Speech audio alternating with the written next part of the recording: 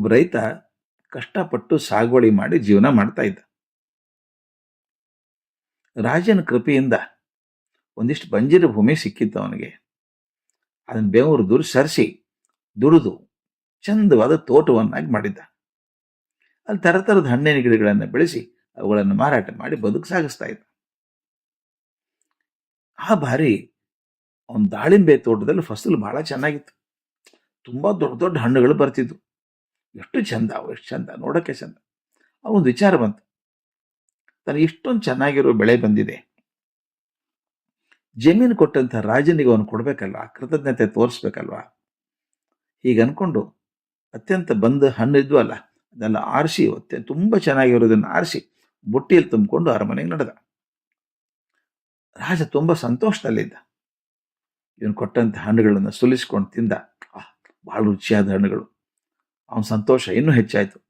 ತಕ್ಷಣ ತನ್ನ ಕೋಶಾಧಿಕಾರಿಯನ್ನು ಕರೆದು 100 ಚಿನ್ನದ ನಾಣ್ಯ ಕೊಡು ಅವನಿಗೆ ಅಂತ ಕೊಡಿಸ. ರೈತನ ಕೊಟ್ಟು ಮೆಚ್ಚುಗೆ ತೋರಿಸ್ದ. ರೈತನ ಸಂತೋಷ ಆಯಿತು. 3 ವರ್ಷ ಮತ್ತೆ ಫಸಲು ಚೆನ್ನಾಗಿತ್ತು. ಈ ಬಾರಿ ಕೂಡ ರಾಜನಿಗೆ ಹಣ್ಣು ಒಯ್ದು ಕೊಡಬೇಕು ಅಂತ ತೀರ್ಮಾನ ಮಾಡಿಕೊಂಡ. ಹೋದ ವರ್ಷ ದಾಳಿಂಬೆ ಕೊಟ್ಟಿದ್ದೇನೆ, ಈ ವರ್ಷ ಮತ್ತೆ ಅದನ್ನೇ ಕೊಡೋದು ಬೇಡ. ಸೇಬು ಕೂಡ ತುಂಬ ಚೆನ್ನಾಗಿ ಬಂದಿದೆ, ಈ ಸಲ ಸೇಬು ಹಣ್ಣೆ ತಗೊಂಡು ಹೋಗೋಣ ಅಂತ ಹೇಳಿ ಅತ್ಯಂತ ದೊಡ್ಡದಾದಂಥದ್ದು ರಸಭರಿತವಾದಂಥ ಸುಂದರವಾದ ಸೇಬು ಹಣ್ಣುಗಳನ್ನು ದೊಡ್ಡ ಬುಟ್ಟಿಯಲ್ಲಿ ತುಂಬಿಕೊಂಡು ಅರಮನೆ ಕಡೆ ನಡೆದ. ದಾರಿಯಲ್ಲಿ ನೆರೆಮನೆಯವ ಸಿಕ್ಕ. ಎಲ್ಲಿ ಹೊರಟಿದ್ಯಾ ಅಂತ ಕೇಳ್ದ. ಅರಮನೆಗೆ ಹೊರಟಿದ್ದೀನಿ, ಸೇಬು ಹಣ್ಣು ಕೊಡಕ್ಕೆ ಹೋಗ್ತೀನಿ ರಾಜರಿಗೆ ಅಂತ. ಅವನ ನೆರೆಮನೆಯವ ಹೇಳ್ದ, ಹುಚ್ಚ, ಇದು ಸೇಬು ಹಣ್ಣಿನ ಕಾಲ. ರಾಜನ ಮನೆಯಲ್ಲಿ ಸಾಕಷ್ಟು ಸೇಬು ಹಣ್ಣು ಬಂದಿದ್ದಿರುತ್ತೆ, ಅದನ್ನು ಕೊಡೋದ್ರಲ್ಲಿ ಏನು ವಿಶೇಷ? ನೀನೇನು ಮಾಡು, ನಿಮ್ಮಲ್ಲಿ ಬೆಳೆದಿದೆಯಲ್ಲ ಅಂಜೂರ ಹಣ್ಣು ತುಂಬ ಚೆನ್ನಾಗಿದೆ, ಅದನ್ನು ಕೊಡು ಇದು. ಯಾಕಂದರೆ ಸೇಬು ಹೇಗೂ ಇದ್ದೇ ಇದೆ ಅವನ ಕಡೆ, ಅಂಜೂರು ಕೊಡು ಚೆನ್ನಾಗಿರುತ್ತೆ ಅಂತ ಹೇಳ್ದ. ಹೌದು ಅನ್ನಿಸ್ತು ರೈತನಿಗೆ. ರೈತ ಏನು ಮಾಡಿದ, ಸೇಬು ಹಣ್ಣು ಬಿಟ್ಟ, ಒಳ್ಳೆಯ ಅಂಜೂರದ ಹಣ್ಣು ತಗೊಂಡು ಅರಮನೆಗೆ ಹೋದ. ಏನು ದುರ್ದೈವನೋ ಏನೋ, ಈ ರಾಜರ ಪರಿಸ್ಥಿತಿನೇ ಹಾಗೆ. ಒಂದೊಂದ್ಸಲ ತುಂಬ ಖುಷಿಯಾಗಿರ್ತಾರೆ, ಒಂದ್ಸಲ ಕೋಪದಲ್ಲಿರ್ತಾರೆ. ಅವನ ಸ್ವಭಾವ ಹೇಗಿರುತ್ತೆ ಅಂತ ಹೇಳೋಕೆ ಸಾಧ್ಯ ಇಲ್ಲ. ಏನೇನೋ ಪರಿಸ್ಥಿತಿ ಇರುತ್ತಲ್ಲ ಪಾಪ ರಾಜರಿಗೆ. ಅವತ್ತು ದುರ್ದೈವದಿಂದ ರಾಜ ಭಾರಿ ಕೋಪದಲ್ಲಿದ್ದ. ಇವನಿಗೇನು ಗೊತ್ತು ಪಾಪ, ನಗನಗ್ತಾ ಹೋಗಿ ವಿನಯಪೂರ್ವಕವಾಗಿ ಆ ಒಂದು ಬುಟ್ಟಿ ಇಳಿಸಿದ ಕೂಡಲೇ ರಾಜ ಜೋರಾಗಿ ಗರ್ಜನೆ ಮಾಡಿದ. ಏಯ್, ಯಾರು ಈ ಮೂರ್ಖನ ಒಳಗೆ ಬಿಟ್ಟವ್ರು? ಹೊತ್ತು ಗೊತ್ತು ಯಾವುದಿಲ್ಲ ಇವನಿಗೆ. ಬಂದ್ಬಿಟ್ಟ ಬುಟ್ಟು ಹಣ್ಣಿ ತಗೊಂಡು ಸೇವಕರನ್ನು ಕರೆದ.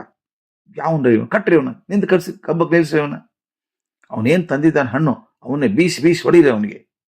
ಈ ಹೊತ್ತಿಗೆ ಬಂದು ಕೊಡ್ತಿದ್ದಾನೆ ಹಣ್ಣು ನನಗೆ ಇವನು. ಅವನೇನು ತಂದಿದ್ದಾನೆ ಬುಟ್ಟಿಯಲ್ಲಿ ಅವನ್ನೇ ಬೀಸಿ ಒಗಿರಿ ಅವನಿಗೆ. ಕಂಬಕ್ಕೆ ಕಟ್ಟಿದ್ರಿ ಇವನ. ಆ ಸೇವಕರಿದ್ದಾರಲ್ಲ, ಅಂಜೂರದ ಹಣ್ಣು ತಗೊಂಡು ಅವತ್ರ ಬೀಸಿ ಒಗೆಯೋಕೆ ಶುರು ಮಾಡಿದ್ರು. ರೈತ ಗಾಬರಿ ಆದ. ಆಮೇಲೆ ಏನಂದ ಗೊತ್ತಾ?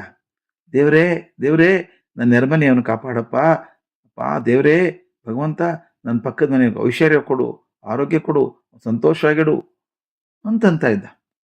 ರಾಜ ನೋಡಿದ, ಏನಂತ ನೀವನು ಬಿಡ್ಕೋತಾ ಇದ್ದ ಅವನು. ದೇವ್ರೇ, ನನ್ನ ಪಕ್ಕದ ಮನೆಯವನು ಯಾವಾಗಲೂ ಸಂತೋಷವಾಗಿಡಪ್ಪ, ಸುಖಿಯಾಗಿಡು, ಅವನು ಆರೋಗ್ಯ ಕೊಡು, ಐಶ್ವರ್ಯ ಕೊಡು ಅಂತ ಇದ್ದ. ಈ ಸೇವಕರು ಹಣ್ಣು ಅವನಿಗೆ ಎಸೆದಂತೆಲ್ಲ ಅವನ ಬೇಡಿಕೆ ದೇವ್ರಾಗ್ತಾ ಇತ್ತು.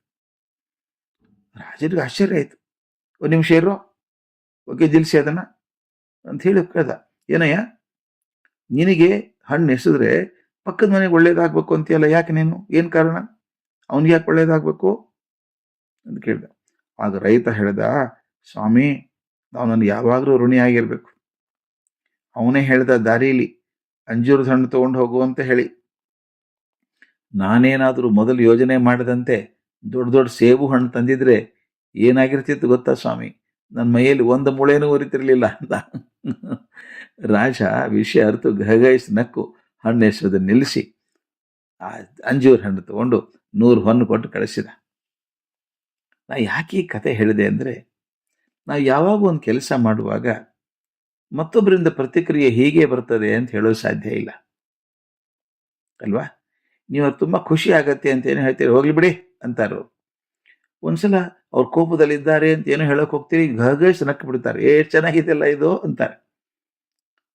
ಅಂದರೆ ನಿಮ್ಮ ಮಾತಿಗೆ ಜನರ ಪ್ರತಿಕ್ರಿಯೆ ಹೇಗಿರ್ತದೆ ಅಂತ ನೀವು ಊಹೆ ಮಾಡೋಕೆ ಸಾಧ್ಯ ಇಲ್ಲ.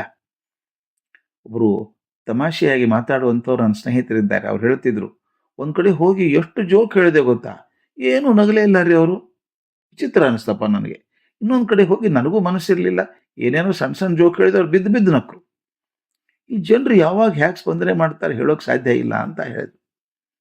ಇದು ಹಾಗೆ ಸ್ವಾಮಿ, ಪ್ರಪಂಚ ಇರೋದೇ ಹಾಗೆ. ನೀವು ಅಪೇಕ್ಷೆ ಮಾಡಿದ ಹಾಗೆ ಪ್ರತಿಕ್ರಿಯೆ ಬರ್ತದೆ ಅಂತ ಹೇಳೋಕೆ ಸಾಧ್ಯ ಇಲ್ಲ. ಅದಕ್ಕೆ ನಾವೇನು ಮಾಡಬೇಕು?